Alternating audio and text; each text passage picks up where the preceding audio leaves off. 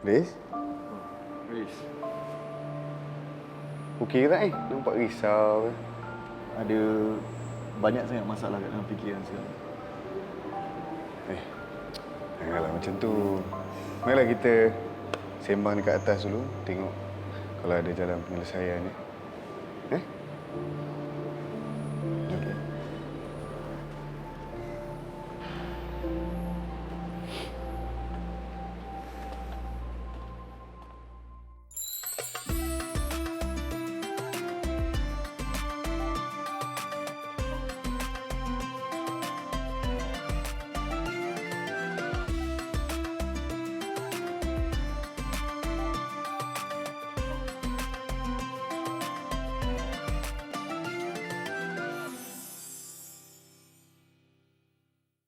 Assalamualaikum dan salam sejahtera. Bersama saya Riz Ismail dalam Chit Chat Ustaz. Dalam segmen bersama dengan artis. Untuk episod kali ini, stres. Sebelum kita mulakan dan perkenalkan kepada anda siapa artis kita pada minggu ini, kita nak baca satu hadis yang berkenaan dengan stres. Nabi SAW bersabda, "Ma min muslimin yusibuhu illa hattallahu anhu kama tahatta waraqas syajar." Apa maksud dia? Nabi SAW bersabda, sesiapa di antara Muslim ini dikenakan musibah ke atasnya, Allah mengampunkan dosanya seperti mana gugurnya daun-daun daripada pokok.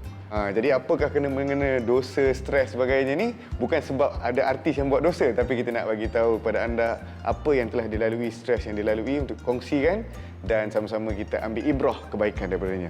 Dan izinkan saya perkenalkan, anda biasa dengar nama dia, biasa lihat muka dia dengan lawak-lawak jenaka dia yang begitu mencuit hati.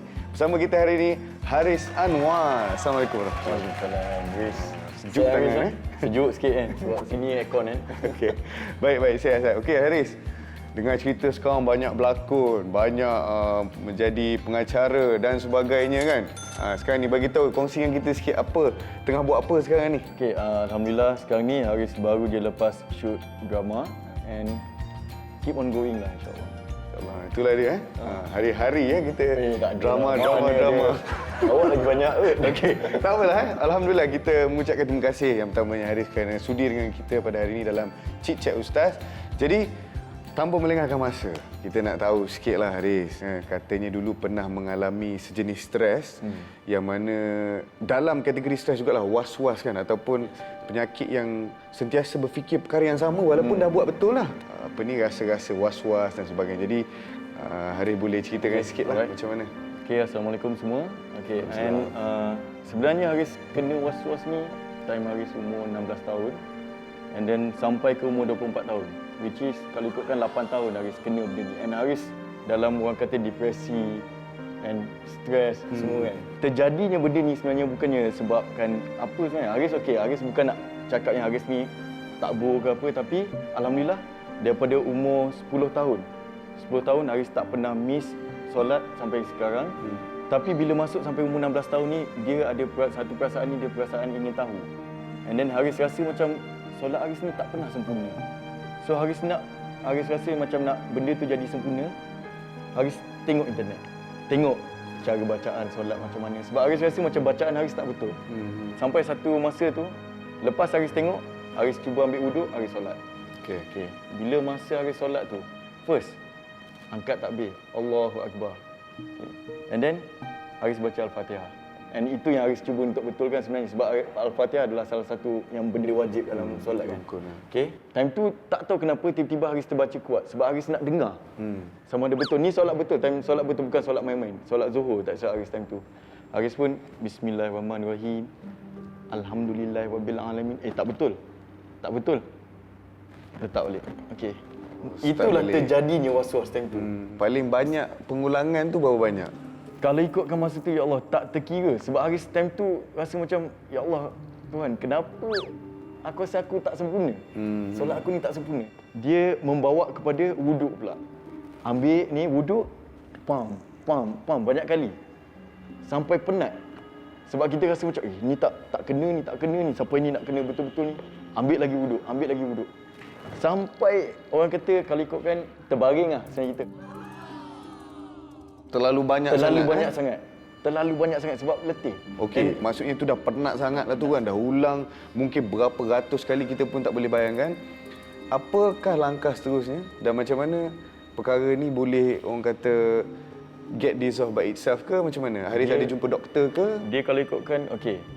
And then sampai kan ada satu masa tu Haris ingat, Haris pernah solat 20 kali sehari. 20 kali sehari? 20 kali sehari untuk solat apa? Untuk solat. Setiap sebab Haris, solat? Setiap solat. Bukan. Dia maksudnya macam, okey, imagine kita dah solat. And then bila solat tu, dah habis solat ni, Haris rasa macam, aku tak solat tadi. Aku tak solat tadi. Padahal benda tu kita dah tahu, kita dah solat. Dia dah jadi macam mainan fikiran, dia dah jadi macam Haris hampir gila lah kalau ikutkan. Tapi ada one time tu, bila berbalik pada soalan Ustaz Adian, Mak Haris sedar pasal benda ni. Mak Haris tahu pun sebab abang-abang Haris yang bagi tahu. Dia dapat tahu sebab Haris ulang balik benda yang Al-Fatihah tu, yang berulang-ulang kali tu semua. Dia pun bagi tahu mak. Lepas tu time tu Haris dah depresi. Lepas tu kena marah dengan mak lagi. So benda tu jadi lagi berganda lah masalah. Berganda. Dia jadi macam, ya Allah, kenapa aku yang kau pilih untuk hadap benda ni semua? Haris sampaikan Haris nak pergi solat dekat surau, Haris jadi takut. Sebab Haris takut sebab apa? Bila Haris duduk sebelah dengan jemaah-jemaah lain, Haris angkat takbir, Haris akan baca Bismillahirrahmanirrahim kuat, lagi kuat pada imam. Haris pernah kena tegur, dek, jangan baca macam tu dek. Dia jadi malu. Untuk Haris macam, ya Allah, aku dekat sini pun orang tak suka. Baik aku solat kat rumah seorang-seorang je. Bila mak dah tahu pasal benda ni, mak pun ambil inisiatif untuk hantar Haris pergi ke Mekah. And then sebab Haris tak boleh Haris malu nak jumpa ustaz-ustaz lain semua. So tak tahu kenapa mak rasa macam, okey, kalau pergi Mekah ni insya-Allah doa sana makbul. So manalah tahu kan benda ni boleh selesaikan semua benda ni kan. So Haris pun pergi umrah yang pertama Haris sampai tu, time tu pukul 3 pagi. Bila sampai pukul 3 pagi tu, waktu subuh pukul 3.30. And Haris pun buat umrah semua, dah settle. Habis umrah, tunggu nak solat subuh. Time tu yang Haris ingat, time tu masalah Haris, benda lain semua dah settle. Tapi pasal kentut pula. Macam, aku ni kentut ke tak ni? Tapi time tu bukan kentut. Rasa macam, aku rasa macam aku terberak sikit. Sorry to say, tapi rasa macam terkeluar sikit. Padahal benda tu kita tahu, tak ada pun. Tapi dia rasa macam, kita tak boleh nak kontrol diri kita. And then, bila azan yang keduanya, and nak masuk solatnya, imam angkat takbir, Allahu Akbar. Kita kat dalam hati ni dah cakap, tak apa, aku solat main-main. Aku tahu nanti aku akan solat kat hotel. Okey. So, angkat takbir. Kita dah tahu, kita dah niat ni solat main-main. Solat main-main. Kita pun angkat takbir, Allahu Akbar. Lepas tu, imam start baca Bismillahirrahmanirrahim ya. Time tu, Haris terdetik, tak tahu kenapa. Dia macam datang terus kat Haris. Macam, ya Allah, kenapa aku first time datang umrah, datang ke tempat engkau ni, aku nak solat dekat hotel. Ya Allah, time tu Haris rasa, tak tahu kenapa Haris rasa time tu adalah solat Haris yang paling sempurna sekali. Paling sempurna sebab Haris betul-betul, ya Allah, kenapa ni? Kenapa? Dia dengan semua benda dia datang kat dalam fikiran. Macam, ya Allah, kenapa kau uji aku macam ni? Ya Allah, kau tolonglah aku ni. Ya Allah, aku dah seksa sangat dengan kau ni. Aku dah tak tahu nak buat apa dah. Tapi benda tu datang, dia bukan selalunya kalau orang menangis kat sini je kan. Time tu Haris tak tahu, sampai ke tepi ni, banjir. Haris tanam dalam hati, tak apa, aku balik ni aku tak nak solat dah. Aku tahu solat tu dalam hidup aku selama 18 tahun time tu, itu adalah solat aku yang paling sempurna sekali.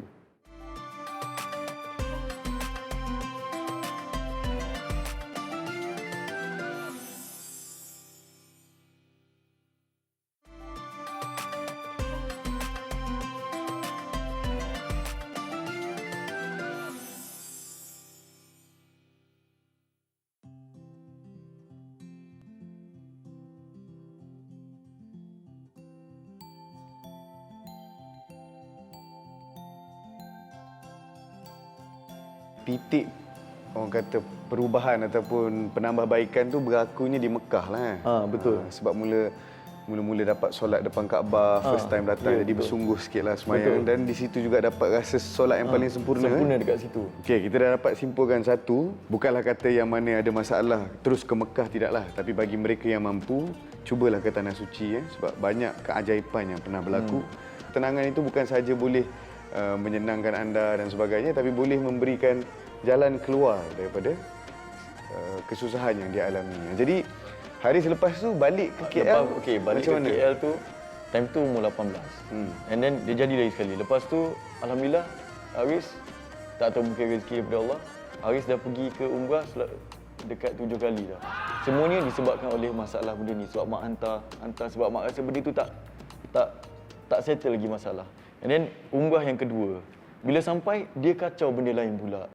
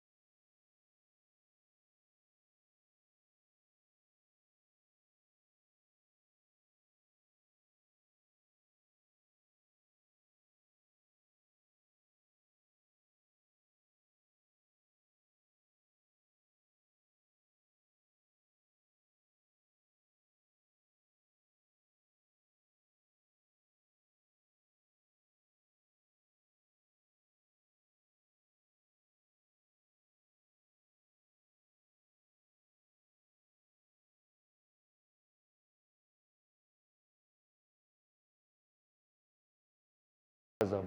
Ya Allah, kenapa ni dengan tangan tengah doa, ya Allah, kenapa kau betul-betul uji aku selama 8 tahun ni, cukuplah ya Allah. Time tu memang berair air mata. Sampai tak tahu nak express macam mana dah. Ya Allah, cukuplah ya Allah. Aku dah siksa sangat dengan siksaan kau ni. Aku dah siksa sangat. Aku dah tak nak dah benda ni. Aku nak hidup normal macam orang lain juga. And then tengah Haris doa tu, tiba-tiba datang seorang.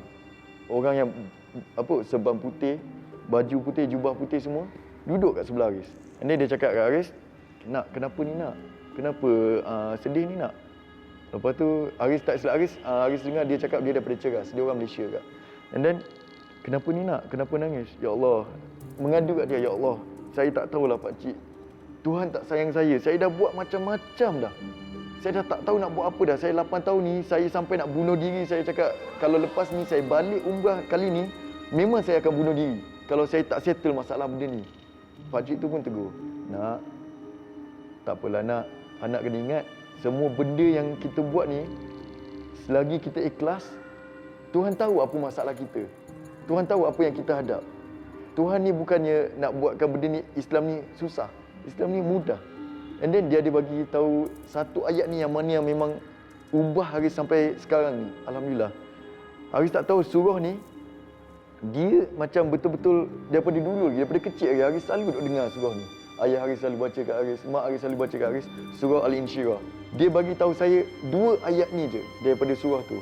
Yang mana fa'in nama'al usri yusra, dan percayalah setiap kesusahan atau kesulitan akan diselitkan dengan kesenangan. Lepas tu 2 kali Tuhan cakap dalam surah tu. Dan percayalah lagi sekali yang setiap kesulitan akan diselitkan dengan kesenangan. Bila Haris dengar ayat tu, tak tahu time tu Haris tak boleh nak adapt surah tu lagi. Tapi bila dengar tu Haris jadi tenang. And then pakcik tu pun tepuk, "Nak, jangan nangis lagi, kita solat sama-sama. Solat asar sama-sama." Haris pun solat. Lepas tu dia tak nak, dia cakap, "Pakcik tak nak tengok dah Haris menangis." Okey, solat lah. Haris kesat air mata, solat. And then bila rukuk tu, air mata ni jatuh dekat dia punya kaki. Oh, macam dalam drama pula Okey, jatuh dekat kaki dia. And then time tu Haris kesat air mata, and then sampai ke tahiyat akhir tu, solat asar tu, Hari sebut Assalamualaikum warahmatullahi. Assalamualaikum warahmatullahi. Tak ada pakcik tu. Tak tahu dia pergi mana. Tak tahu pergi mana. Memang completely hilang. Kan selalunya kalau orang dekat sana, bila solat kan semua terus bangun ni. Tapi ni orang tak bangun lagi kat kawasan tu. Tapi rasa kosong sini. Tak ada langsung. So macam Haris macam, ya Allah, ini kau nak bagi aku satu petunjuk ke apa? And then Haris, time tu Haris, ya Allah, kalau betul kau nak tunjukkan aku, kau nak ubahkan aku hari ni juga, lepas aku bangun daripada solat ni, aku nak jalan, ada orang datang tepuk belakang yang Haris kenal. Orang yang Haris kenal, tepuk belakang Haris dan tegur Haris. Lepas pada dah tu, Haris bangun. Pap, ada orang tepuk. Automatik ada orang tepuk belakang. And then tengok abang ipar kepada abang Haris. Oh, bila sampai? Lepas tu, kita time tu tengah macam, Allah, menggigil tu tangan. So, benda tu yang buat Haris macam, ya Allah, ni betul kau nak tunjuk aku something. Aku cuba untuk jadi yang lagi baik daripada sebelum ni. Dan bila balik pada tu, Alhamdulillah, benda tu dah Hilang. Slow hilang. Benda tu lah yang buatkan Haris macam, that moment yang Haris rasa macam Haris takkan lupa sampai bila-bila. Yes.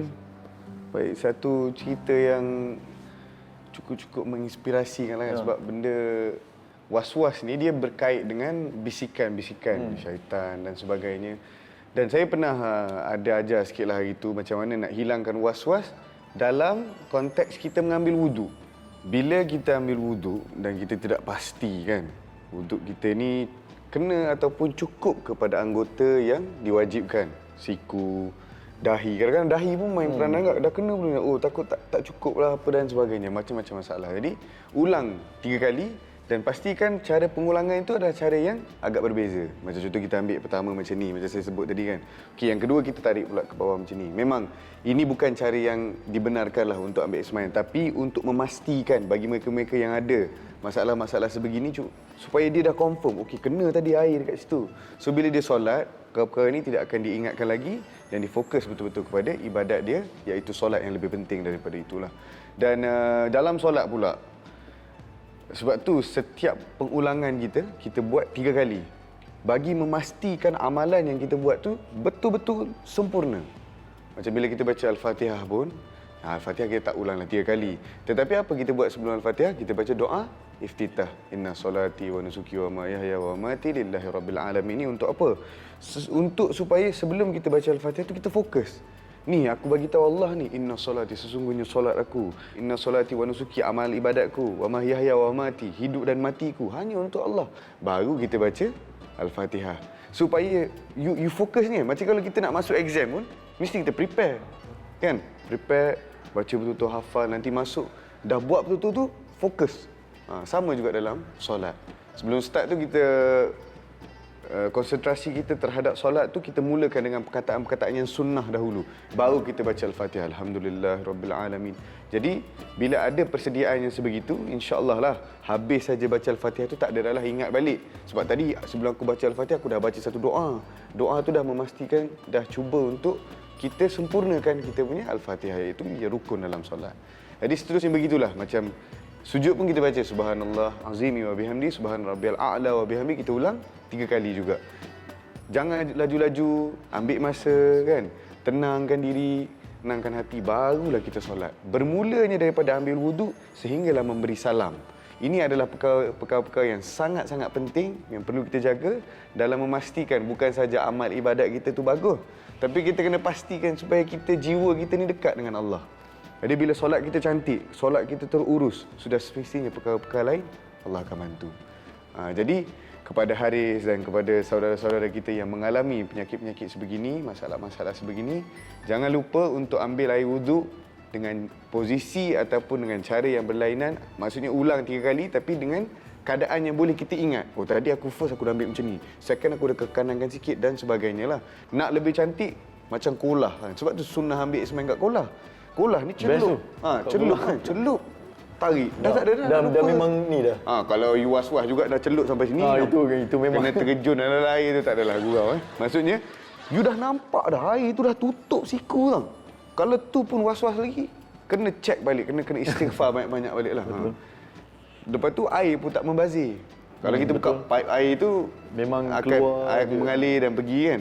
Ni kita basuh Soto sikit-sikit, lepas tu basuh muka pula, air yang masuk dalam tu pun bukan tak akan mengubah kebersihan ataupun kesucian air itu. Tak jadi air musyammah, mustakmal dan sebagainya lah. Dan sebegitulah nasihat-nasihat saya sedikit sebanyak. Jadi kepada Haris, kalau boleh bagilah sedikit nasihat dan juga apa-apa kata untuk saudara-saudara kita di luar sana yang mengalami masalah yang sama, supaya mereka dapat mengharungi masalah ni. Okey, sebelum Haris bagi nama pun sama kan. Sebelum Haris bagi tahu nasihat tu, okey, Haris nak share sikit je lagi.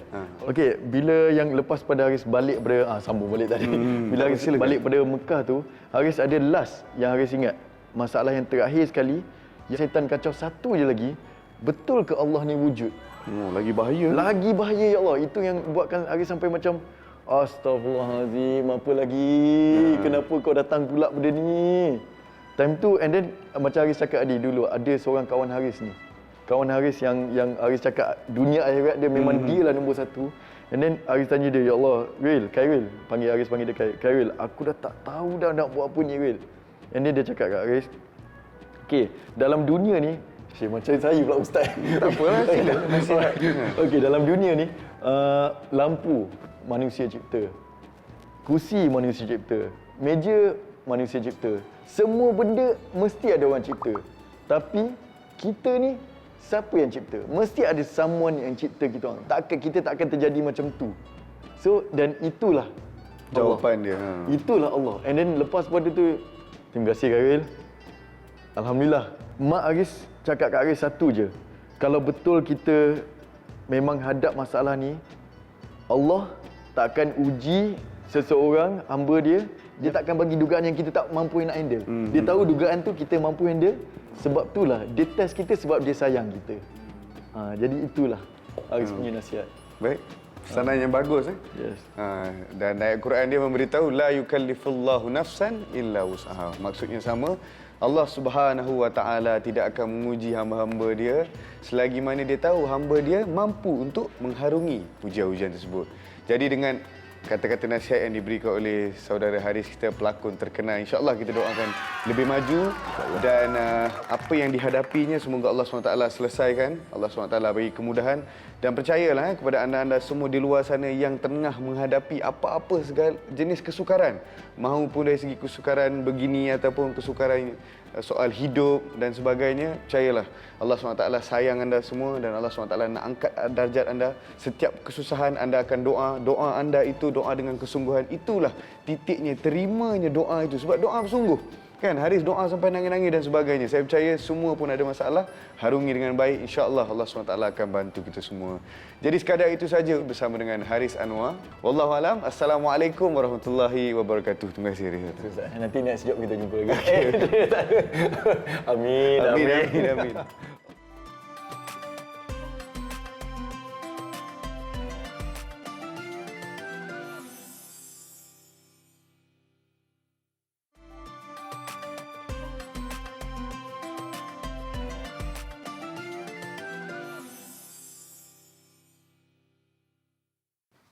Ya Allah, kalah pula dah. Jahat dia orang ni. Okey, sikit ni. Okey. Yes. Hilang stres aku. Baik, kembali lagi bersama saya Riz Ismail dalam Chit Chat Ustaz. Episod kali ni kita nak bercakap tentang stres. Jadi kita mulakan dengan soalan yang pertama. Assalamualaikum Ustaz. Nama saya Fina, umur saya 20 tahun, saya kerja tudung. So, saya hari ini nak tanya, bagaimana Rasulullah menangani stres? Okay. Baik, dalam hidup kita ni, tipulah kalau kita tak ada stres. Setiap orang, setiap insan, apa sahaja profession yang dilakukan, mesti stres akan dialami, confirm. Jadi macam mana cara Rasulullah SAW, orang yang paling banyak diuji, Rasulullah SAW dilempar dengan najis, dibaling dengan batu, dicaci dengan perkataan-perkataan yang sangat sakit hati bila dengar. Tetapi beliau bersabar. Dan beliau hilangkan stres macam mana? Satu cara. Ayat Quran dia adalah ala bizikrillahi tatma'innul qulub. Hanya dengan mengingati Allah, hati kita akan akan tenang. Jadi kalaulah apa-apa stres yang berlaku dalam kehidupan kita ni, ada orang kadang-kadang, orang Melayu kata innallaha ma'as sabirin, bila adalah ayat yang sangat senang diingati, tapi berapa ramai antara kita yang mengamalkan ayat ni bila dia marah ataupun dia ada stres. Bila kita stres, kita cakap innallaha ma'as sabirin, Allah bersama orang sabar. Gosok sikit dada kita, tenangkan hati kita. Dan kalau itu tidak menjadi juga, apa pesanan agama? Ambil air wudu. Kalau dia tengah diri, duduk. Kalau dia duduk tak hilang juga, marah juga dia, rasa nak bantai orang, nak hentam orang, baring. Dan kalau tak boleh juga, ambil air semayang, pergi solat 2 rakaat. Tapi biasanya takkanlah tengah-tengah orang stres tu, Maya, tu solat. Tidak, ada step dia. Suruh dia duduk dulu, sabar, gosok belakang dia. Minta dia supaya berzikir dan berdoa kepada Allah SWT. Minta dia zikir, Astaghfirullahaladzim, Astaghfirullahaladzim. Bila kita istighfar, Al-Quran menggariskan banyak kali tentang istighfar. Antaranya adalah Istaghfiru rabbakum innahu kana ghaffara yursilis samaa alaikum midrara wa yumdidkum bi amwalin wa banin wa yaj'al lakum jannati wa yaj'al lakum anhara.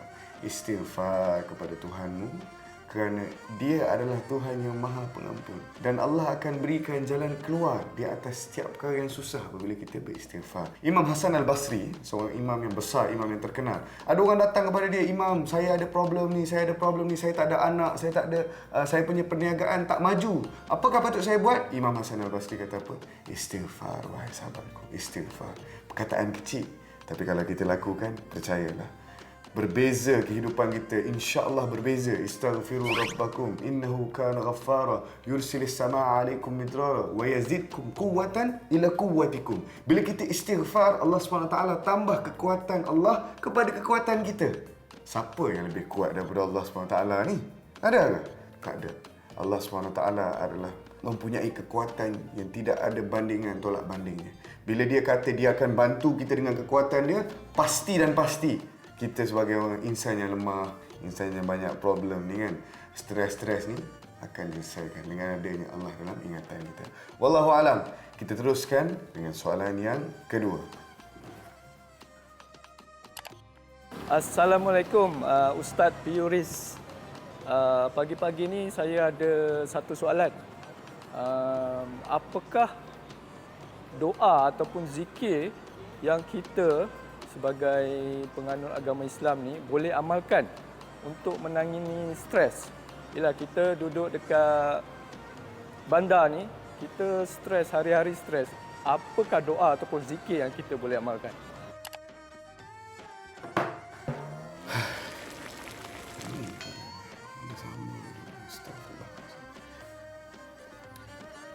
Bismillahirrahmanirrahim. Ya Hayyu Ya Qayyum birahmatika astaghis, aslih li sya'ni kullahu ya Allah, aslih li sya'ni kullahu ya Allah, la ilaha illallah. Anda melihat doa yang saya baca tadi, tengah stres ni, itu hanya lakonan semata-mata, tapi boleh jadi dalam kehidupan sebenar kita. Ada kalanya kita stres sampai kita tak tahu nak buat apa, ada kalanya kita stres sampai kita buntu. Tapi ada cara yang terbaik adalah dengan membaca doa penyerahan jiwa kita kepada Allah SWT. Baik, apakah maksud doa ni? Kita go word by word dulu. Nabi SAW ajar doa ni supaya kita ni dalam apa sahaja perkara yang kita lakukan, kita minta Allah bantu kita. Antara cara terbaik untuk kita berdoa kepada Allah SWT adalah dengan cara kita memanggil ataupun menyebut nama-nama 99 nama-nama Allah SWT dalam doa kita. Dimulakan dengan Ya Hayyu Ya Qayyum. Ya Hayyu ni apa? Ya Allah yang Maha Hidup. Yalah, Allah tidak, sifat mustahil baginya adalah untuk mati. Ya Hayyu Ya Qayyum, yang Maha menguruskan, yang boleh menguruskan setiap perkara dalam hidup kita ni. Dari kita bangun tidur sehingga kita tidur balik, Allah telah susun semuanya. 1000 tahun yang akan datang, Allah telah susun semuanya. Tetapi perlulah ada pada diri kita ni ikhtiar dan juga sedikit effort yang perlu kita lakukan untuk mencapai sesuatu perkara dalam hidup. Baik. Doa tadi, Ya Hayyu Ya Qayyum, Ya Allah yang Maha Hidup, Ya Allah yang Maha menguruskan, aslih li sya'ni kullahu ya Allah. Perbaikilah setiap urusanku ya Allah. Ya Hayyu Ya Qayyum birahmatika astaghis. Dengan rahmatmu bantulah aku. Aslih li sya'ni kullahu, perbaiki setiap urusanku. La ilaha illa anta. Tidak ada orang, tidak ada tidak ada zat ataupun tidak ada perkara lain yang boleh membantu selain daripada Allah Subhanahu Wa Taala. Amalkan doa ini dalam kehidupan kita, sebab tidak ada doa yang boleh kita baca yang boleh menyerahkan jiwa kita hanya dengan doa ini. Kita teruskan dengan satu lagi doa, yang mana ini juga doa yang diajarkan oleh Nabi SAW untuk kita praktikkan dalam kehidupan seharian kita. Macam mana doa ni? Baik, yang pertama kita mulakan, Allahumma rahmataka arju. Ya Allah, rahmatmu lah yang aku harapkan. Wala takilni ila nafsi tarfata'ain. Dan jangan kau serahkan diriku kepadaku walaupun sekelip mata. Cantik doa ni Nabi susun. Sebab bila kita yakin kita boleh buat satu perkara dengan kemampuan kita, inilah titik permulaan bagi satu-satu perkara untuk menjadi rosak, menjadi hancur. Jangan kita yakin dalam hidup kita boleh buat satu perkara dengan kemampuan kita. Kita rasa macam, okey aku boleh buat ni. Tak ada masalah lah, setakat bawa kereta 180 km saja aku boleh kawal. Tengok-tengok aksiden. Kena ada Allah dalam dia. Sebab tu kita kata, jangan kau tinggalkan diriku kepadaku walaupun sekelip mata. Setiap saat dalam hidup kita minta Allah bantu kita. Kita minta Allah perbaiki segala urusan kita. Dua perkara saya ulang. Yang pertama, doa Ya Hayyu Ya Qayyum, doa penyerahan jiwa. Yang kedua, Allahumma rahmataka arju. Ya Allah, aku minta rahmatmu dalam kehidupanku, supaya kita hidup dengan rahmat Allah. Tenanglah sikit hati ni. Tak adalah kita bergundah gelana. Ada orang kadang-kadang dia terlalu mengharapkan orang untuk dapatkan sesuatu perkara. Dia kata, orang ni boleh tolong kau ni. Kau ada problem? Tanya dia ni. Dia ni boleh tolong. InsyaAllah dia boleh tolong. Sedangkan yang pertama yang kita kena minta tolong adalah daripada siapa? Daripada Allah Subhanahu Wa Taala. Minta rahmat Allah. Nescaya orang yang nak bantu kita tu bukan kita pergi cari dia. Dia datang jumpa kita. Itu yang lebih baik. Hilangkan stres anda dengan doa-doa sebegini, dan pastilah Allah akan bantu apabila kita mengamalkan doa, kita mengamalkan cara hidup Nabi, hidupkan suasana Nabi SAW. Wallahu alam, sekadar itu saja. Kita teruskan dengan soalan seterusnya. Assalamualaikum Ustaz, nama saya Juaidi, berumur 51 tahun dari Singapura. Ustaz pernah stres tak? Apakah puncanya dan bagaimana cara Ustaz mengatasinya? Bila kita sebut pasal stres ni, macam saya kata tadi, tidak ada manusia yang terlepas daripada stres lah. Mesti ada. Kalau orang tu tak ada stres, dia berbahaya. Sebab dia tak rasa ada apa-apa problem dalam hidup dia. Pelik lah tu. Jadi bila ada problem, di situlah kita mencari jalan penyelesaian. Bila ada jalan penyelesaian, yang pertama kita orang Islam, carilah Allah dulu. Cari Allah dulu. Sebelum cari orang ni, orang tu A, B, C, D, cari Allah SWT. Ya Allah, aku ada masalah ni, tolonglah selesaikan. Banyak sebenarnya yang telah disusun dan disebut oleh Nabi SAW sendiri dalam menyelesaikan beberapa masalah. Kalau saya ada masalah, yang pertama sekali apa yang saya buat, saya akan buat seperti mana yang saya lakonkan tadi. Istighfar dulu kawan-kawan, istighfar dulu. Astagfirullahaladzim. Tenangkan hati. Bukan selalulah boleh istighfar. Kadang-kadang kita pun sebagai manusia yang ada kesilapan kita pun mungkin marah. Normal lah tu. Tapi kalau boleh, kalau saya ingat, saya akan istighfar. Ya Allah, minta maaf dan cuba doa. Dan yang paling bagus dalam selesaikan apa-apa saja masalah adalah dengan menyelesaikan masalah itu sendirilah. Jadi kita ambil inisiatif untuk menyelesaikan masalah itu dengan bercakap dengan keadaan yang baik, memberi beberapa idea untuk menyelesaikan perkara ini. Ini adalah perkara yang sebenarnya basic seseorang itu. Kalau kita ada masalah, jangan lari daripada masalah. Kerana masalah akan menjadi lebih besar. Jangan tinggalkan tanggungjawab kita. Sebab kita orang Islam. Kita orang Islam ni, Allah SWT bagi tahu kepada Nabi. Nabi kata, ala kullukum ra'in wa kullukum mas'ulun an ra'iyati. Setiap kamu adalah pemimpin dan kamu akan dipertanggungjawabkan di atas apa yang kamu pimpin. Jadi apa sahaja tanggungjawab yang kita ada, kesusahan yang kita alami, face it. Duduk di depan masalah itu, selesaikan. Macam mana selesai?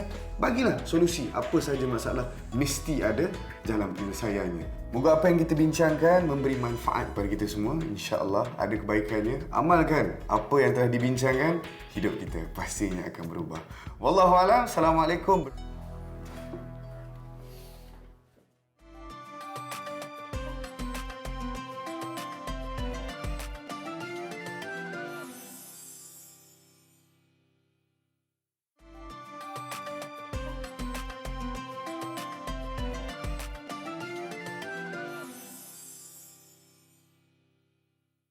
Assalamualaikum dan salam sejahtera. Bersama saya Riz Ismail dalam Chit Chat Ustaz. Baiklah, pada segmen personal saya hari ini, saya bawakan kepada anda secara khusus Tak lain dan tak bukan lecturer saya, juga timbalan dekan fakulti saya yang saya belajar di UIA, Universiti Islam Antarabangsa, Madam Faizah. Kalau dia ni artis dah terkenal seluruh Malaysia lah. Tapi dalam UIA, sebut saya nama Madam Faizah, inilah orangnya. Assalamualaikum, Ini Madam. Waalaikumsalam. Janganlah lebih. Okey. Jangan lebih-lebih. Alright, Madam. Terima kasih yang pertama kerana hadir dalam Chit Chat Ustaz pada episod kali ini, segmen kali ini. Baik, topik kita adalah mengenai stres. Baik, kenapa saya panggil madam saya ni? Sebab ada pelajar-pelajar yang stres sehingga ada yang memonteng. Tak pergi kelas. Antaranya adalah saya jugalah kadang-kadang tu. Tapi tak apa, monteng tu biasa 1-2 kali kan. Tapi jangan lebih-lebih. Baik, madam, macam mana madam menangani student-student yang stres atau madam sendiri stres? Macam mana madam buat? Silakan. Sebelum kita mendalami perkataan stres itu sendiri, stres itu kalau dalam bahasa Malaysia atau bahasa Melayunya kita panggil tekanan. Even though tak ada exact translation untuk stres, tapi boleh dikategorikan kepada tekanan ya. Jadi tekanan ni dia tak kira pelajar ke, lecturer ke, staff-staff ke, kanak-kanak juga mengalami stres ya. Jangan tak tahu. Kalau saya nak memanjangkan stres memang satu hari tak cukuplah. Jadi saya teruskan kepada apa definisi stres itu. Teori stres ni kita ambil daripada Hans Selye. Hans Selye ni ialah orang Hans Selye. yang Melayu pun ada, tapi kita ambil yang basic lah. Yang Melayu saya tahu. Siapa? Hans Isaac. Bukan Mungkinlah juga.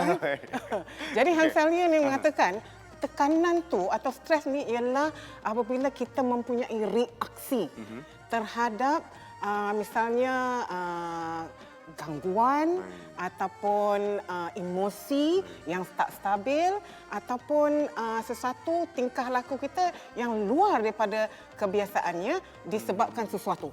Itu di foundation ni lah yang dikatakan oleh Hans tadi. Tapi Ustaz sendiri pun mesti tahulah kalau kita mendalami ataupun kita baca stres ni dalam Islam ni. Baik.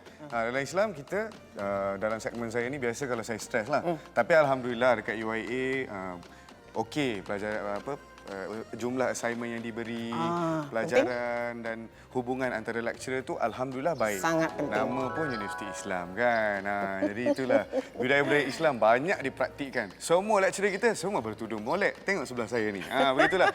Dan satu lagi apa yang saya boleh katakan bila saya stres, selalu ingat satu ayat Quran. Allah berfirman, ala bizikrillahi tatmainnul qulub. Bila kita mengingati Allah SWT, itulah ketenangan yang sebenarnya. Ketenangan datang bila ada masih dengan agama. Tapi tak dinafikan bila kadang-kadang kita dengar lagu-lagu, muzik-muzik yang macam orang kata apa, a bit jazzy, relaxing. Dia memang menenangkan juga. Tapi itu tenang buat seketika waktu sajalah. Betul. Okey, macam madam tengok student yang banyak stres ni, apa yang berlaku sebenarnya? Ataupun ada tak pernah student-student di UIA ni bunuh diri?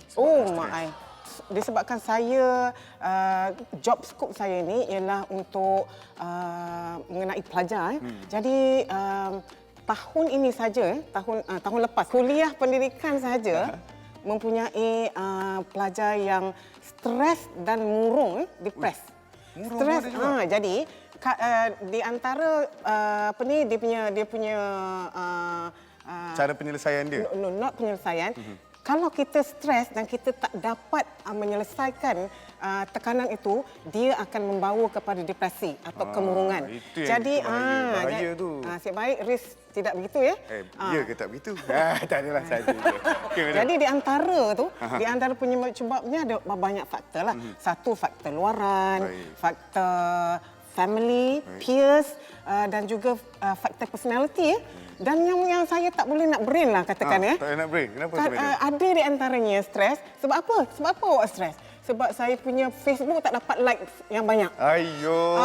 Itu yang saya sangat kenapa awak mau you put yourself into that situation, tak dapat likes yang banyak, awak stres. Itu yang manager cakap dia belilah like kan boleh beli. Memang itu yang inilah antaranya lah. Antaranya, tapi yang kebanyakannya yang saya lihat ni nombor satu sekali mereka tak tahu membahagikan masa. Okey. So masa is very important untuk mengelak ataupun mengurangkan sedikit stres tu, kita harus pandai memberikan masa atau you have to prioritize yang mana dulu. Kalau exam dulu kena datang exam lah Ustaz ya. Kalau ada assignment lah Ustaz jangan lari. Jadinya Rasa pula kita tu. Okey.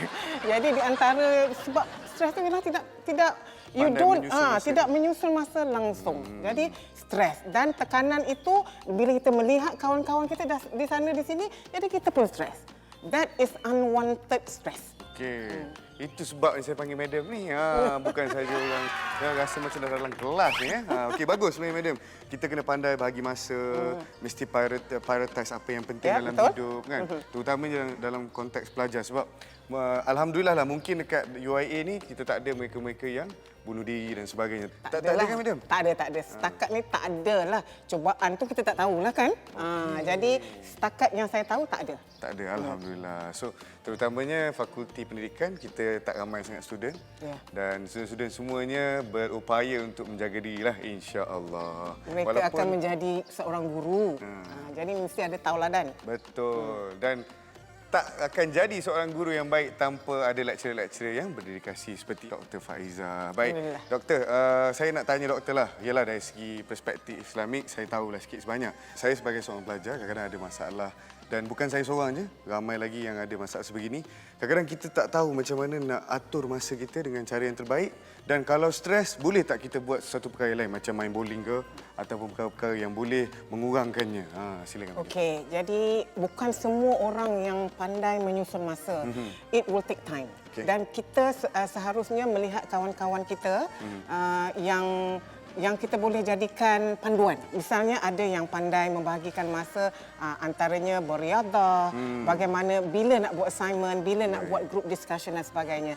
Jadi kita perlu ada kawan. Okey. Jangan kita Sorang-sorang. isolate diri kita dalam. Ada di antara student ni, yang pelajar-pelajar ni, yang memang menyendiri. Jadi salah satu daripada to get away from stress, jangan menyendiri. Jangan duduk seorang. Kalau duduk seorang tu macam-macam yang akan timbul ini, tu fikir ini. Sebagai seorang pelajar, kita harus berkomunikasi dengan teman-teman yang lain, dengan pensyarah, dengan kawan-kawan daripada fakulti yang lain juga. Baik. Okay, that's one. Number two, kita mesti memperuntukkan masa untuk buat beriadah. Go out there and do a little bit of jogging ke kalau misal kita stres hari ni. Alamak, Dr. Faiza bagi ni banyaknya homework. So, untuk menghilangkan stres tu, okey, apa kata hari ini kita pergi jogging? Okey. Ataupun apa kata, okey, let's go and play a little bit of bowling. Alright. Why not? Pergi teruskan.